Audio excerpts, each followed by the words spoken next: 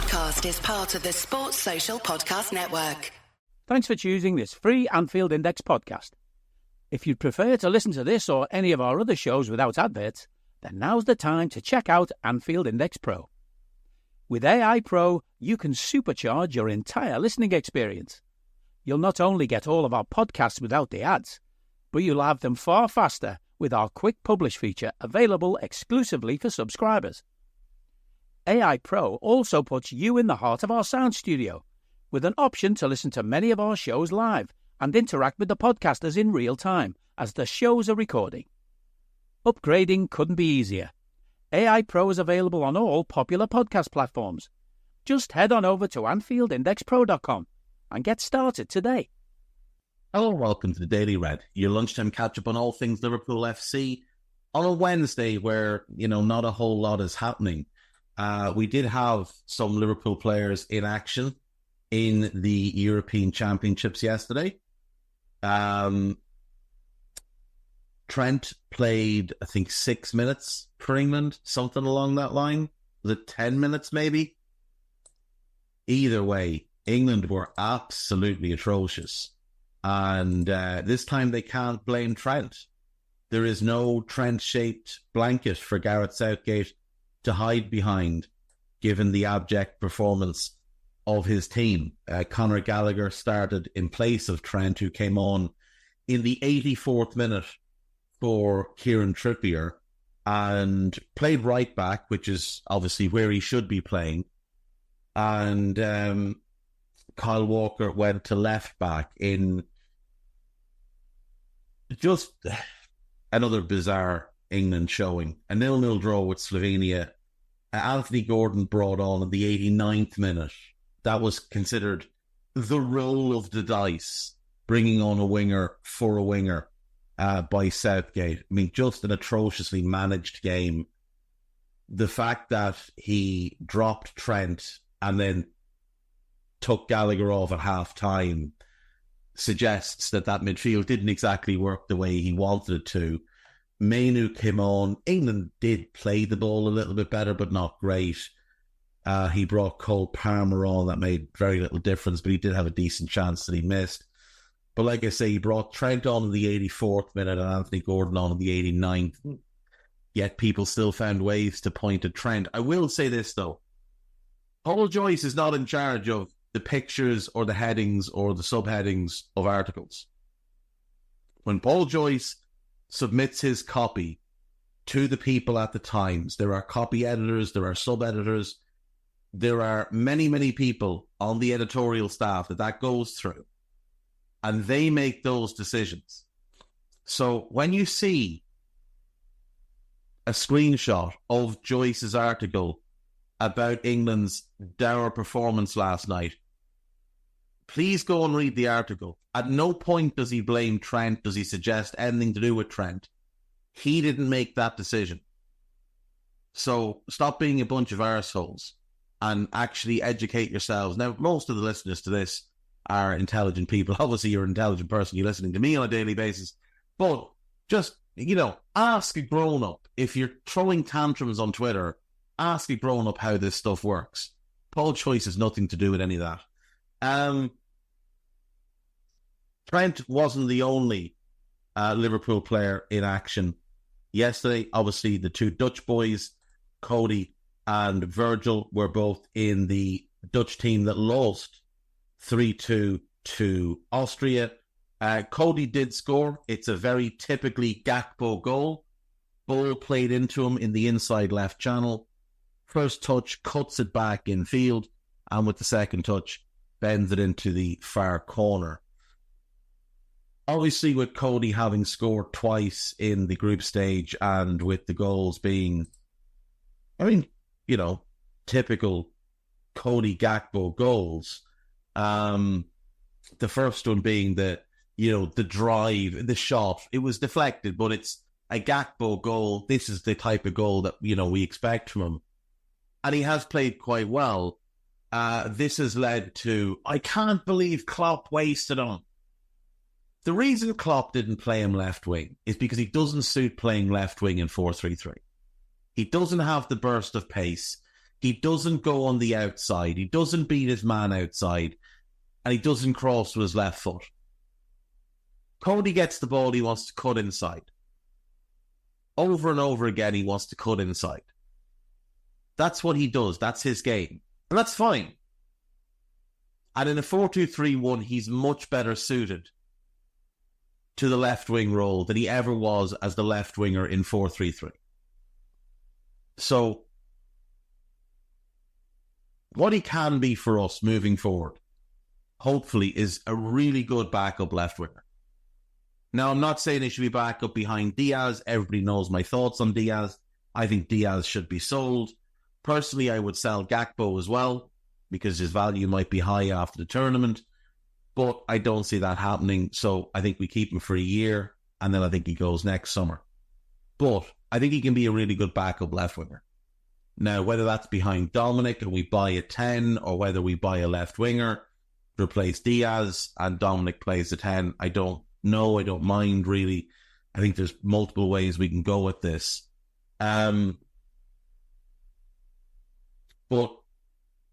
people have to remember that this international tournament, A, is of a much lower quality than the Premier League, and B, is much slower and less intense than the Premier League. So just because Gakpo is looking better in this tournament, that doesn't mean that form will translate back into the Premier League. But in a 4-2-3-1, which is what Arne Slot does primarily play, he does fit better than he did into the 4-3-3 of Jurgen Klopp. Virgil is getting predictable enough stick for his performance yesterday. I would blame him for the third goal. I wouldn't say he was in any way at fault for the first two, but I do think his failure to keep the defensive line was a major factor in the third goal, even though the bigger issue was nobody tracking Sabitzer after he ran and then gave the ball to Baumgartner, who found him with a lovely return pass, but nobody went with Sabitzer. All the other defenders seemed to freeze, and unfortunately then, because Virgil had dropped deeper, he ends up playing him onside, and he finishes powerfully. Ibu has not played. He was sick for the first game. Upamecano has been dreadful, but continues to keep his place. Saliba hasn't been particularly good either, but he continues to keep his place. France have not been good. We're getting close to the end of the group stage. The last games are today. And as things are, currently standing, Hungary would go through. So Dominic would continue to play on. They would go through as the fourth best of the third place teams. But Andy Robertson is obviously out. Trent and Joe Gomez, who's yet to play, would go through or have gone through. Ibu, who's yet to play, has gone through. Our three Dutch boys, including Gravenberch, who hasn't played, have gone through. And Diogo Jota with Portugal, it has gone through. So now they've got a game today, but doesn't look like he'll play. So all in all, it's not going too badly for our lads. In the Copa America last night, Argentina beat Chile by 1-0. Alexis McAllister played once again. He did miss a bit of a sitter, but didn't matter in the end because Argentina won through a late Lautaro Martinez goal. Dario Osorio, the young Chilean winger who's been linked to us from Midtjylland, he played in that game. I thought he was okay. Not really standout. But good for Alexis, and what that means is that Argentina now are guaranteed progression to the knockout stages. Today, we have no players in action in the Copa. Ecuador, Jamaica, and Venezuela, and Mexico. We will have Darwin in action on Thursday night, and then both Diaz and Ali on Friday night. This is Anfield. Lead piece is about Arne Slot and his first impression, so give that one a read. There is a piece about Alexis at the Copa. There's a piece about Virgil and Cody at the Euros. There's another piece about Trent. There's a piece about Arne Slot as a player. Not the quickest, but always 3 steps ahead. He is noted for having been a very, very intelligent footballer. And if you want to see what he looked like with a little bit of stubble on the sides of his head, but still a baldy crown, you can have a look at the picture in that one. Pep Linders has already given 5 reasons why his Leipzig will be like Liverpool. They'll be like Liverpool in the last 2 seasons, which is to say not entirely pleasant to watch. There's a piece about Bobby Clark, who's been linked with a move to Salzburg. Fabio Carvalho wanted by clubs in 5 countries, but Liverpool have other plans. I doubt they do. I would imagine he's very much for sale. There's a piece about Nico Williams. James Jimbo Pierce says he's not someone we're looking at, which means he is someone we're looking at. By the way, James Pierce having 1 million followers on Twitter is absolutely wild. Yeah, pretty quiet on This is Anfield at the moment, but a lot of good stuff there if you haven't been reading over the last couple of days. Moving on to Anfield Watch. Liverpool could buy cut price deal for in-demand centre-back, but they only have until Sunday. So this is Murillo at Nottingham Forest. Nottingham Forest are obviously facing another breach of the profit and sustainability rules. They kind of need to make a sale before June the 30th. And one of the obvious players that they could look to move on is Murillo. He's a very good player, but I think the issue there is he's not someone that's going to play centre-back for us.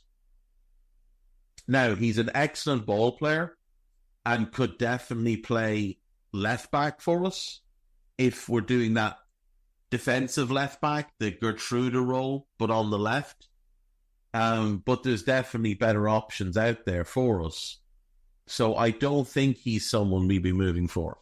There was a report yesterday by a supposedly well-clued-in Crystal Palace outlet that suggested that we had met with the agents of Eberechi Eze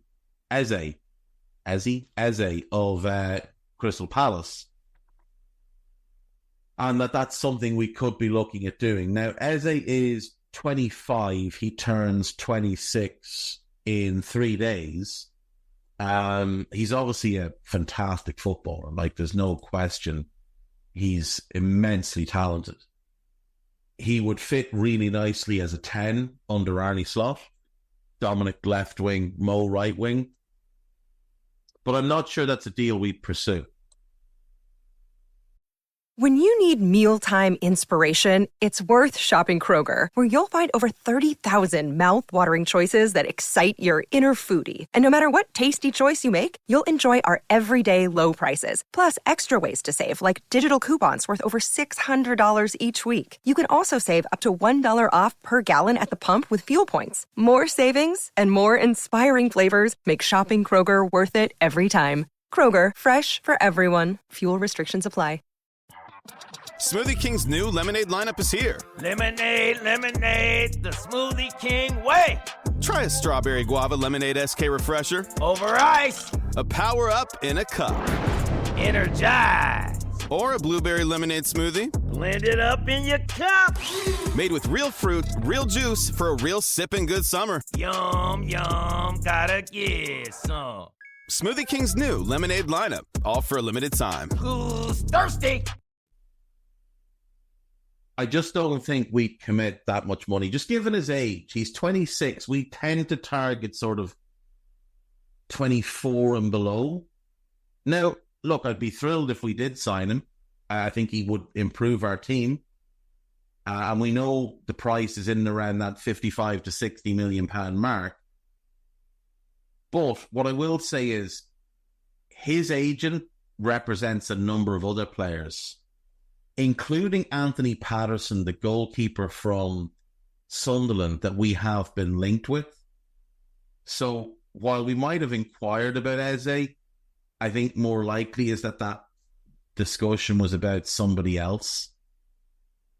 That's a big agency, CAA. I could imagine that we were looking at somebody else, and that's why we met with them. But I'd be very happy if we signed him.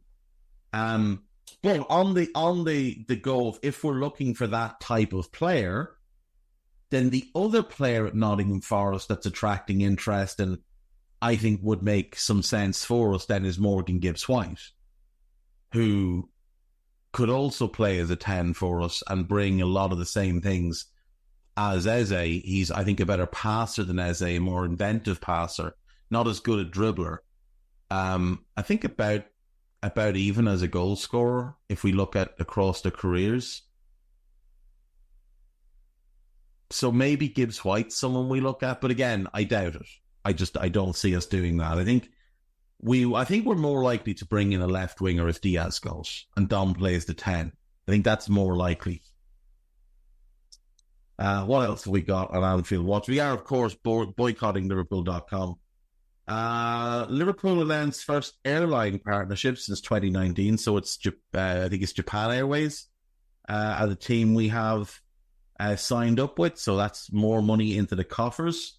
Sam Maguire has a piece on Dominic and how one of the tasks for Arne Slot is to unlock Dom. I think not playing him as a cart horse would be a start. It's a piece about Carvalho. Reds ready to hijack Xerxes deal. Euro still in the balance and Lookman fee revealed. Liverpool transfer news today. I'd be shocked if we have any interest in Ademola Lookman. I would be shocked if we were looking at Joshua Xerxes. But I'm not at all surprised that the Euro deal is still in the balance, because I don't believe that he's told Liverpool that he only wants Real Madrid. I don't believe he's told Real that he only wants Real Madrid. I'm sure he's told Real that they're his preference, but I doubt he's in a Real or nowhere kind of mindset. Not at this point in his career. As I said before, I think Real are doing what they did with Camavinga. They're going with a full front assault through all of their puppets in the media, all of their fanboys, to make as much noise as possible that this kid only wants to go to Real. So you might as well not waste your time, move away from this potential deal and let us get him for the fee we want to pay. And by all accounts, what they want to pay is about 28 million. And Lille want close to 60, because Lille know what they have. Now, Real know what's there as well, but Real want to bully them. So I think Real are also hoping they can go out this summer and potentially get Alphonso Davies, but if they spend big on one, they can't get both. So they want to drive the price down on Euro, and they want to drive the price down on Davies, and they want to get both of them for well below market value, because both of them only have 1 year left. Now, I still think the likelihood is that he ends up there, but we definitely should not walk away. Make it as hard as you can for them. Real Madrid man's confession over Loris Karius' Champions League, however, it wasn't his fault.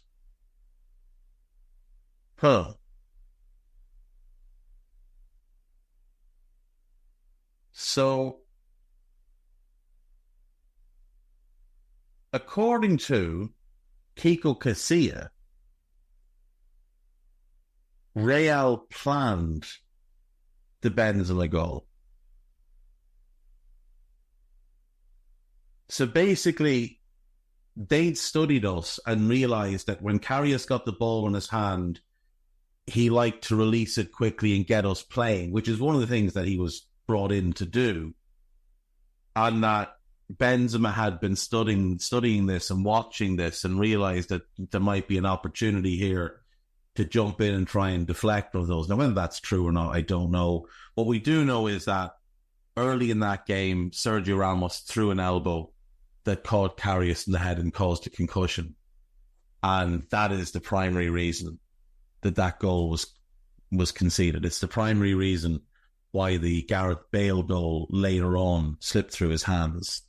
But, people would prefer to just blame Loris Karius because it's easier than pointing out that our midfield on the day was pathetic. And we got outplayed for large portions of the game. We're going to add a new little wrinkle to this. We've got Dave O.C. Kopp, my good friend Dave O.C., Panda Dave, to those that know him as well as I do. A good fella. He has an exclusive. Now, people will mock, but Dave does sometimes get good insight. And I believe that he has insight on this.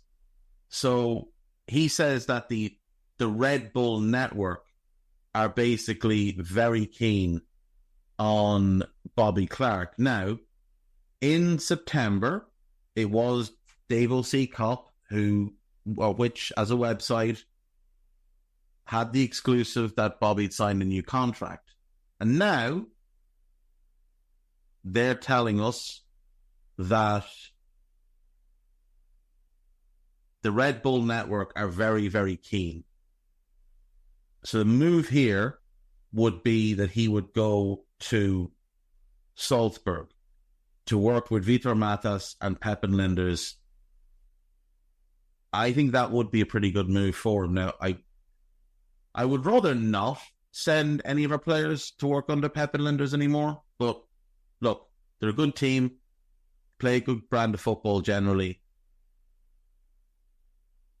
We know Matas is a very good development coach.